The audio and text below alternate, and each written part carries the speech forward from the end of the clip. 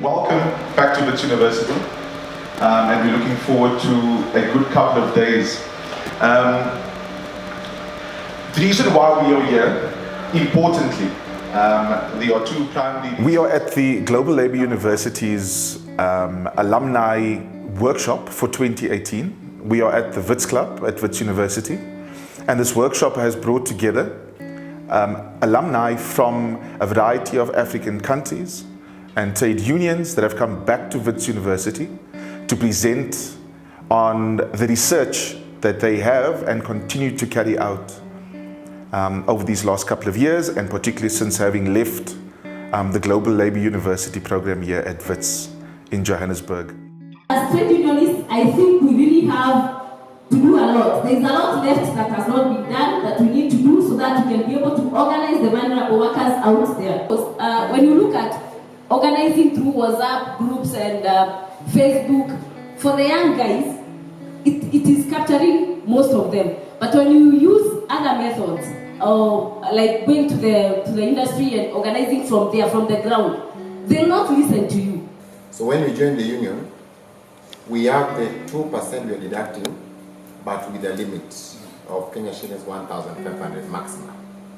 Now, from that money, you're also contributing Kenya shillings 100 for burial and benevolent.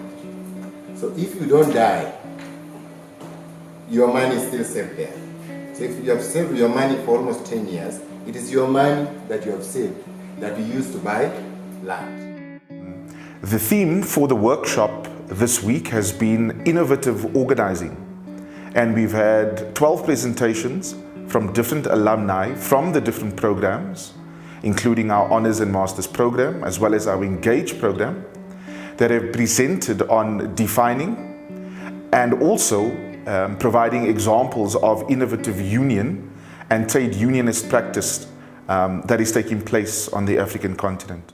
And when we talk about senior staff, we're talking about professionals, experts in law, in marketing, and here you are as a trade union official going to represent those people. You must be in a position or you have the ability to demonstrate what they don't know. And how do you do that? You mentioned that MOFIS, that organizes in the informal sector, connect informal workers with financial institutions. I just want to know this type of financial institution. Are they privately owned or they are part of of that union? I'm skeptical if they are privately owned, since now you'll be pinning workers to financial sharks. I'm of the view, comrades, that when we talk of innovation, innovation must also incorporate recruitment as well as retention strategies. Experience has taught us that through recruitment, we gain membership. I'm thinking, when we talk about innovative unionism, are we really looking at new ways of organizing, in the sense that everything that's currently going on is not working anymore? You know, because when you say new, I think it brings a sense that we've been doing things wrong. The discussions that are taking place after the presentations have been extraordinarily engaging and constructive, which has contributed to the development of a very successful workshop thus far. Once again, somehow blown away by the quality of the presentations. Drissa, you might not like that, and I've said that before, but I still remember the first time you entered the room here at the Sociology Department. And you were very shy, and you were hiding behind the chairs. And of course, we know that, and I mean, Comrade, your English is not your first language, so that might have been a reason as well, but it was quite obvious that you felt a bit insecure. I still remember 2 months later, you were giving a presentation for, hey, who's that? What happened? Somebody is wearing the Drissa costume, that must be a different comrade. And today, Drissa, it's like a lot of things have changed, so you're presenting in a way that's even putting me under pressure. Because the quality is so high. And that's not only Comrade Drissa, also Comrade March and everybody who presented today. You should and you have to be very proud of what you've achieved in the past. And my final thoughts, Lauren, are every minute that the GUCC, every single year that we invest in this program is obviously well invested, because you just proven the fact that the GLU Engage program and the GLU Transfer program is definitely one of the best projects that we are supporting from Michel. So my final thoughts are just congratulations. Thank you.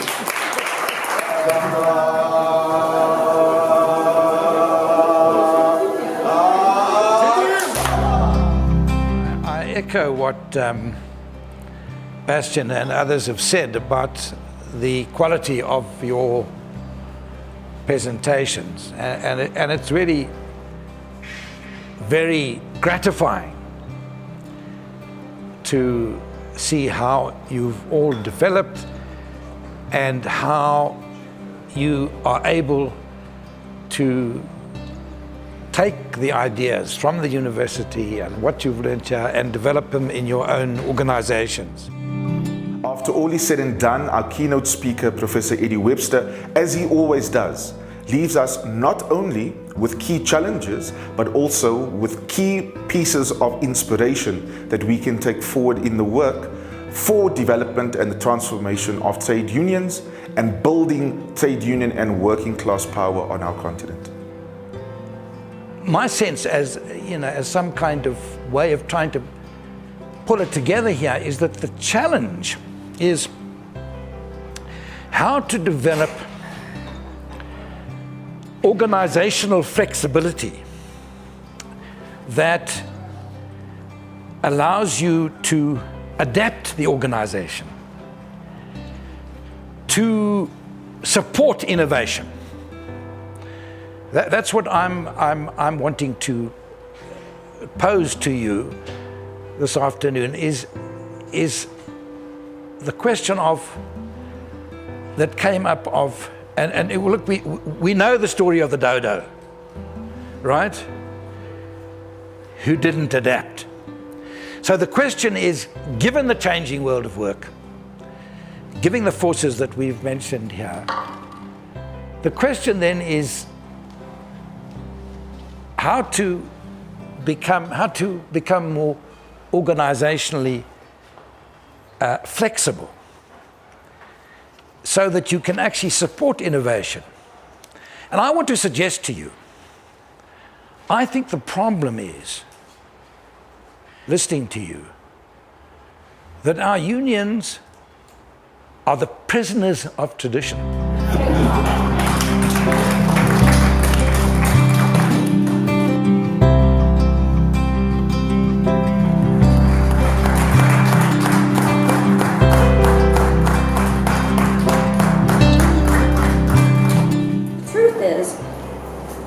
Class, the left, progressive forces, we are being totally undermined and overruled. The rise of the right wing, the rise of authoritarianism, of fascism, of a hyper-aggressive capitalism, it's just smashing us. We're not winning. We're not winning. Even in social media, we used to think this was a democratic space. Now we're realizing actually the right wing has captured it much better than we ever did, right? And so I really appreciated this whole point that we have to be reflexive. If we want to get ourselves out of the mess we're in, we have to be honest about the mess we're in. And as Eddie mentioned, in the South, every context has its own specificities. In the South African context, you know, it was devastating to us to see the unraveling of one of the most powerful labor movements in the world. To see it split it was not in the working class's interest, and it was devastating for us to see. So we need to start rebuilding fundamentally, and it starts with asking the right questions. It starts with you guys. You are the privileged in your unions, in your countries, and you have a responsibility. And that's why we do this program. It's because we want you to go back, so it's more than just yourselves. Really want to thank you, thank everybody who's part of this team, and keep up the good work, and keep the glue growing and making it stronger and better and bigger. I believe that as we go back to our various respective trade unions, we will be able to transfer some of this knowledge to our other colleagues in a spirit that we can build the workforce power. Because at the end of the day, with the influence of globalization, we need to build the working class power. We learned something from each other. Their presentations were very powerful. It is like a think tank for the union. which is taking us somewhere, will never be the same again. As we go back to our unions, we'll be able to put what we have learned into practice. I believe that when we go back to our unions or to our various countries, I believe that we are going to do something about it. That is, we are going to connect, we are going to engage with other comrades and get to organize and get to do some innovative organization in our various unions. It was about revitalization of the union and several forms of innovation. We have learned a lot from comrades, not only on the paperwork and not only in presentation, networking and learning what they are doing in their own union. And I also shared what I'm doing in the union. Actually, it was a challenge that every time we have a GLU meeting, it's more challenge, one challenge and after another. And we feel so much challenge to broaden the scope of the struggle. And I'm so excited.